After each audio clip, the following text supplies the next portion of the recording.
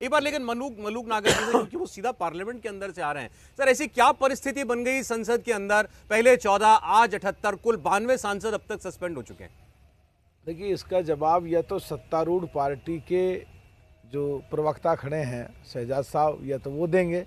जहाँ तक मेरी बात है कि बहुत ही भयानक घटना थी अंदर। आज तो हम टेलीविज़न पे बोल रहे हैं, उस समय तो ऐसा लगता था कि आज जान बचेगी नहीं, और डर की वजह से ये लगा कि ये जो पीछे से कूदे हैं कि कहीं ये सारे एमपी बाहर भाग रहे हैं, हम भी भाग लें तो पीछे से कहीं ठोक ना दें। तो अच्छा ये है कि इनको जाके पकड़ के और इनके हाथों को पकड़ लें, जो वेपन ना निकाल सकें, चला सकें।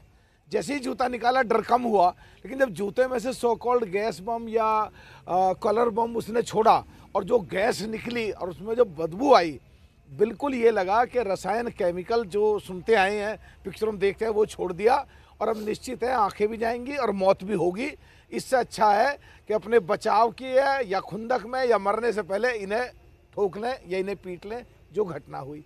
तो आज तो हम चर्चा कर रहे हैं, कोई कहता है सामान्य घटना, कोई किसी चीज़ को जस्टिफाई करता है, कोई रोजगार से जोड़ के जस्टिफाई करता है, और खुद में ही कॉन्ट्राडिक्टरी है। फिर जब जस्टिफाई करते हैं कोई ज़्यादा बड़ी घटना ही नहीं है, तो फिर क्यों सदन नहीं चलने दे रहे?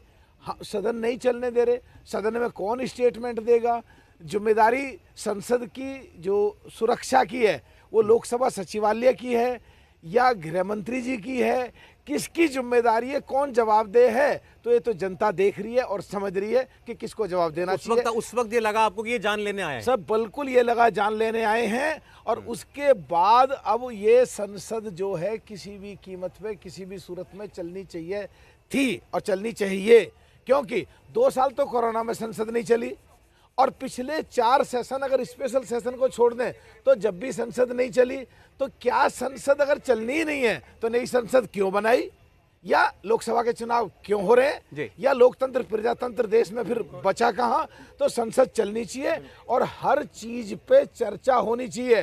और जहाँ तक हमारे साथी विपक्ष वालों की बात है, हम भी चाहते हैं कि बहुत घटना घटी, और हम भी चाहते हैं जो 2001 की घटना घटी उसके बाद जो लगातार सुरक्षा में जो चेंज होने चाहिए थे नहीं हुए, जो कानून बदले गए, सुरक्षा में भी जरूर बदलाव होने चाहिए थे, जिम्मेदारी फिक्स होनी चाहिए, रेस्पॉन्सिबिलिटी। लेकिन संसद ना चले नहीं तो कहाँ का लोकतंत्र है? नहीं, आप विपक्ष के जो बाकी सांसद मांग कर रहे हैं, आप उसको गैर वाजिब मानते हैं कि यहाँ पर होम मिनिस्टर आए, स्टेटमेंट दें, इसलिए तो नहीं चल रही ना पार्लियामेंट? देखिए, हम ये मानते हैं कि किसको आना चाहिए, किसको नहीं आना चाहिए, किसकी जिम्मेदारी थी रक्षा की, संसद की सुरक्षा की, ये देश तय करे।